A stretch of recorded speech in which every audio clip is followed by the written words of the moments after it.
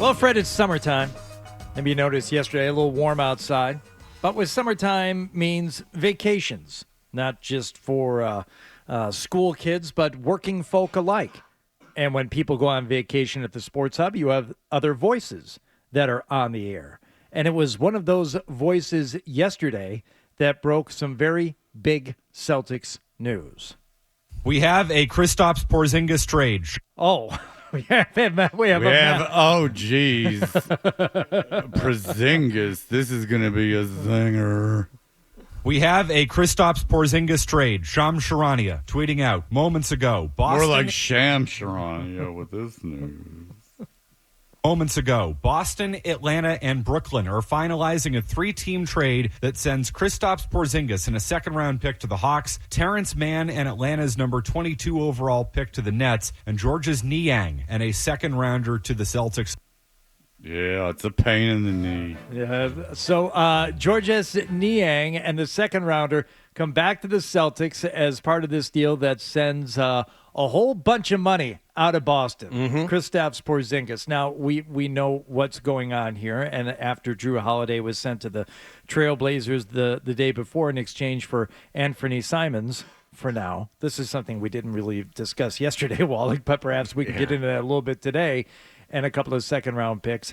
Celtics have now saved themselves $180 million in luxury taxes because their payroll, as we know, was going to be over $500 million next year. So with Drew Holiday gone, with Kristaps Porzingis gone, they're now back down to that first apron. And they're $4 million under the second apron as we sit here this morning. There you go. Now, the one thing we didn't really discuss much yesterday was the fact that maybe, just maybe, Anthony Simons could be part of another deal going forward. Have you heard anything about this, Wallach? I have not heard them flipping him just yet, although the NBA draft is tonight, so the day is still young. And we've fallen prey to this before, where, you know, a deal is made before a deadline. You start talking about what this player means on this team, and all of a sudden, oh, they never intended on keeping him. That was all part of a preemptive move before the draft. But as we sit here,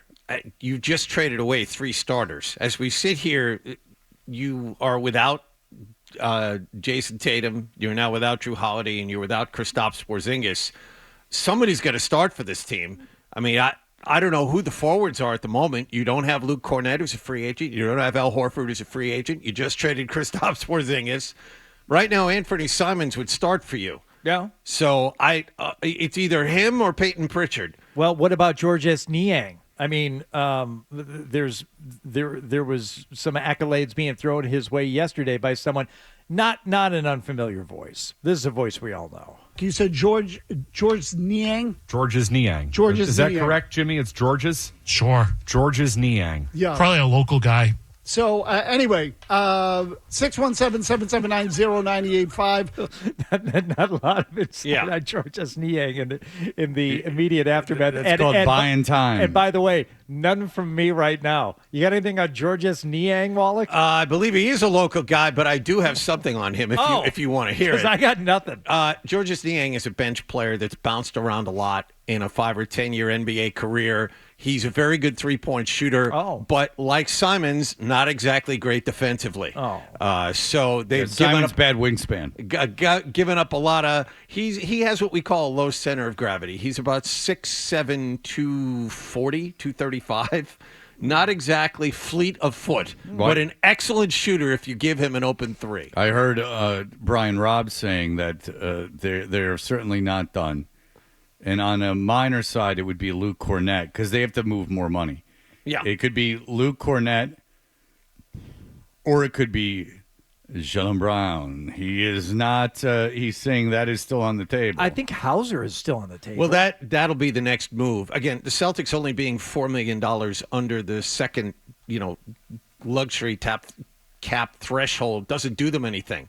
They still have to sign whatever draft picks they take. They still have to sign either Luke Cornett or Al Horford. I mean, there's money that's still going to come in, so you got to give yourself more room. And Hauser's going to Hauser rather, not Cornett. Yeah, Hauser's going to make $10 million a season starting this coming year. It's a new 4-year contract extension. So I think Hauser's the next guy out. But even then, and by the way, this is the thing, because I was discussing this with somebody who's not much of an NBA person, and they said, well, how does that clear any money? Guys like Sam Hauser, I said, you have no idea how much these players make. These guys who, and Hauser was more than a contributor last year. I mean, he, was an actual player for the team, especially when, they were dealt with some injuries or illnesses and stuff like that. I get it. But just on his surface, and when you think about Sam Hauser and the Celtics, you don't think of him as being a $10 million a year basketball player on any team. Well, much less this team. If you want to get into it, I can't. But because I don't understand it completely.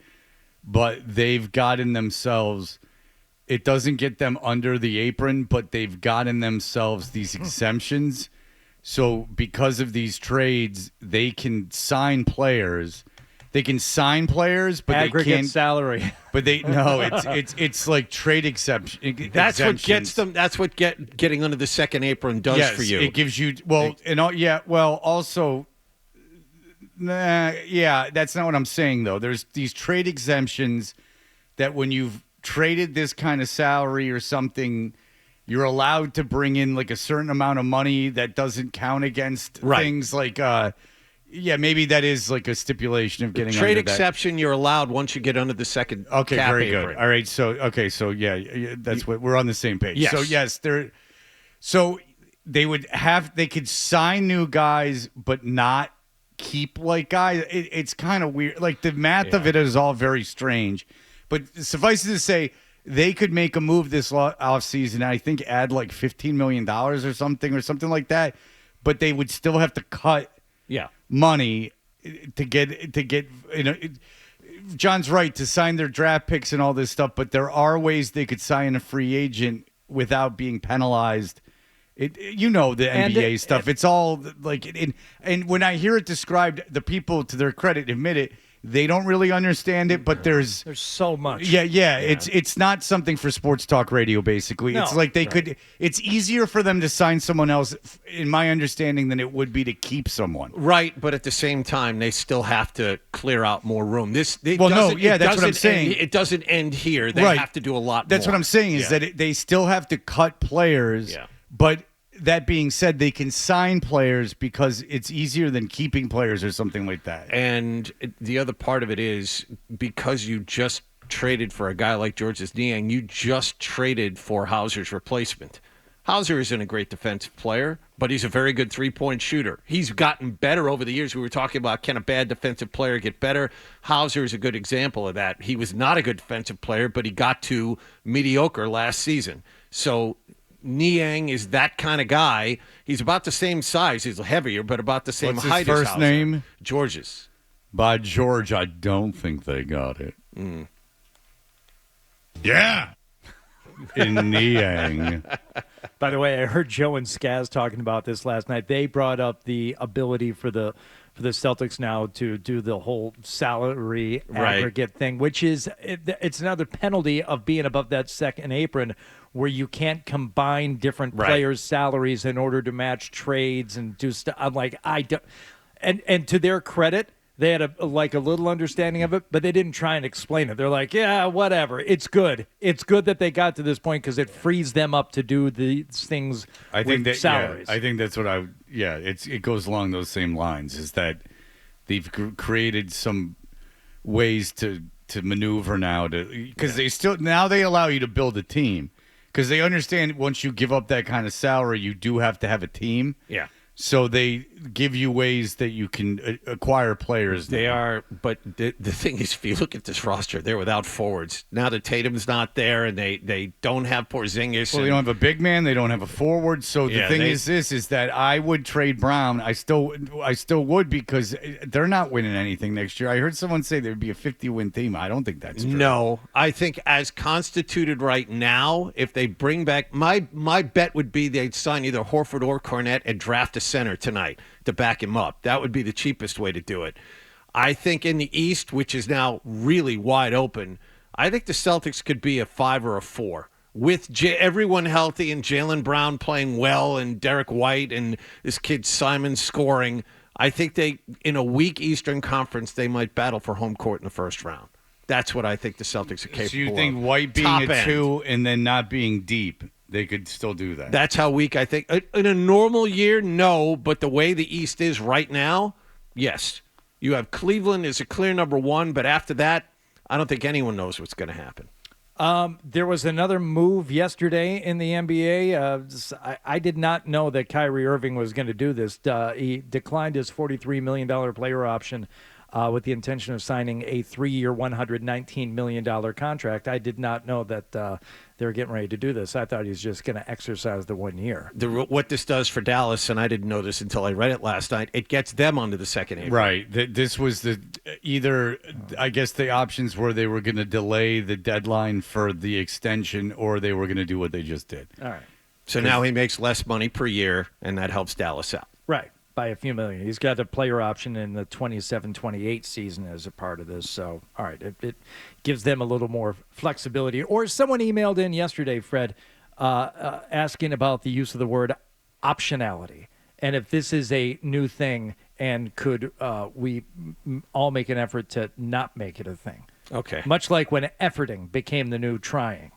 Yes. And it doesn't give you flexibility, it gives you optionality. And I'd be on board with nipping that one in the bud. Oh, amen. I don't want to walk around saying optionality. So we're going to be talking a little bit later with Kevin O'Connor about the NBA draft and getting into all things NBA and the Celtics specifically. But that was the news yesterday as Kristaps Porzingis gone, and in return, more picks. You got a whole bunch of second-rounders now coming up here over the next couple of years. Yeah, that's great. But not until the best thing is not until 2030 or 2031. Well, that's when you need all, them. all the That trades 2030 and nothing to 2031 do with this year. is projecting to be a deep draft. Yeah, I mean, that's like the class of Some ninth grade 29. kid. They're scouting the ninth graders. Yeah, Yep. I mean, absolutely, you have to. I bet you could find on like rankings 24/7 or whatever. I bet you could find a list of lunatic. 8th grade kids. I bet you any money you can. I remember that Sports Illustrated a long time ago where they had a list of the top 12th grader, the top 11th grade. I think Kenny Anderson was in ninth grade at the time. They took pictures of all these kids. It said, these are the next kids.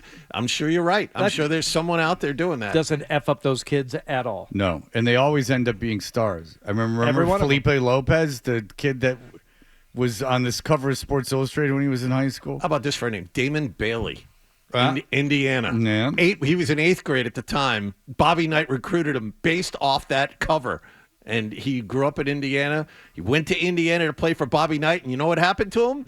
He disappeared. Yes, very indeed. quickly. It's like Larry Bird's brother. Tragic story. And for all the latest from the Sports Hub, download the app at 985thesportshub.com.